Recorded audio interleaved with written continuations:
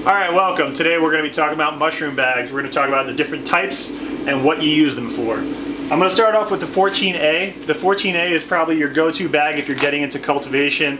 Buy a case of them, and they are good for spawn. They're also good for substrate. The bag is good for up to around 7 pounds of substrate. Any more than that, and one, you can't shake it, and then two, the biggest thing with these the bags is the filter patches. You don't want to put 15 pounds of substrate on a filter patch that's only rated for about 7 pounds of substrate. So these are good all-around bags. I think they're 2.2 mil, which is fairly thick. Sometimes you run into issues with the bottom around the gussets ripping. From there we have the 3Ts. These are specifically, I use these for spawn only. The filter on the 3Ts is 0.2 micron. On the 14As they're 0.5. So there's a little bit more of a fine filter. And that'll stop the spores from getting in. You know, spores around 0.3 to 0.5 microns. It depends on what you're talking about. But at 0.2 microns, very few spores will get in through this filter patch. One thing I don't like about the 3Ts is the fact that the filter patch is very damage susceptible. So you watch this, ready, and I just put my finger through the filter patch. You can't do that with a 14A. And now you say, well, why the heck would you do that? Well, just handling the bags, if you're going through 60 bags or 200 bags, you're gonna be grabbing them and opening them, and you might put a thumb through it. I've even cut the filter patch with a Sharpie when I was writing on the filter patch. So this is a 14A, and I'm pushing my thumb as hard as I can, and it is not making a hole. So the 14A is a little bit better for production. Now from there, the XL bags are way better, and especially if you're scaling up your production, because you're dealing with half as much. So it doesn't take you that much longer to spawn or to fill the bags up, and it's twice as much substrate. So when I went from doing the 14As to the XLSs, I went from like an hour and a half of bagging to like 45 minutes of bagging, of filling the bags. And same thing with doing the spawn, because you're going from dealing with 60 bags to like 35 bags. Now these bags are good for about 15 pounds at the most. I don't usually use that much. I usually do around 12 pounds. And these are a lot longer. They're 2 feet long. So you'll find that when you switch to these, or when you try using them, they're huge, especially if you're straight sealing. And straight sealing is when you don't use the gussets. You just do this. You grab 2 opposing corners, pull it straight, plop it in your sealer, and go.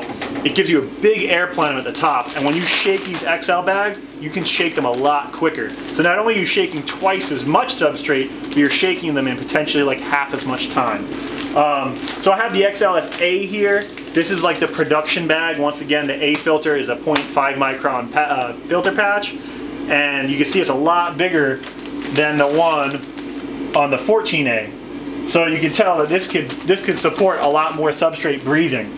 And then you also have the B filter. So the B filter, I got these for cheap. They were on sale. They had a special going on. They were like an overstock. These are not the seconds. These are the ones that were overstocked.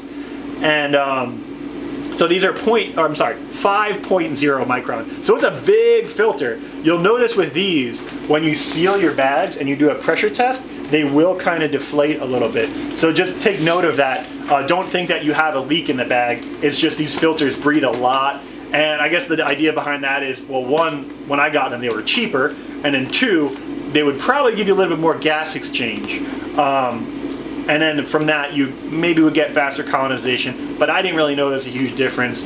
One issue with the B bags is that if you're incubating in a very dirty area, say a dark, dirty basement that's all dingy and very, you know, mold and stuff like that, which you shouldn't be really working in anyways. But if you do have an incubation in that area, you could have a potential of spores getting in there and contaminating your bags.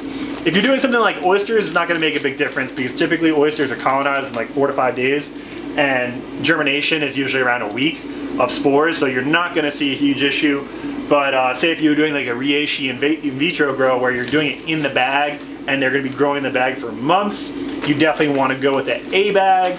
Or even, I don't have one here, but they make an XLS with a T filter patch, and that would be good for if you're doing spawn in 10-pound bags or 12-pound bags. or if you're doing like reishi, you want to do an A or a T bag, because they sit in there for months and months, and especially towards the end, you're going to see that it's going to get a little bit of green mold sometimes on some of the bags, and by having a finer filter patch, that'll help stop that. One other thing I should note is that these are 2.2 mil thickness, and these are 3. I've had a couple issues with these getting holes in them and whatnot. Never once have I ever had an issue with the XLS bags like wearing a hole in them. They're way thicker. That extra 0.8 mil really makes a huge difference in durability. So these are a lot stronger bags, a lot better. The XL bags, I really like them. One thing that I like to do is do my spawn in the 3Ts, because I don't like using a lot of spawn. My production is small.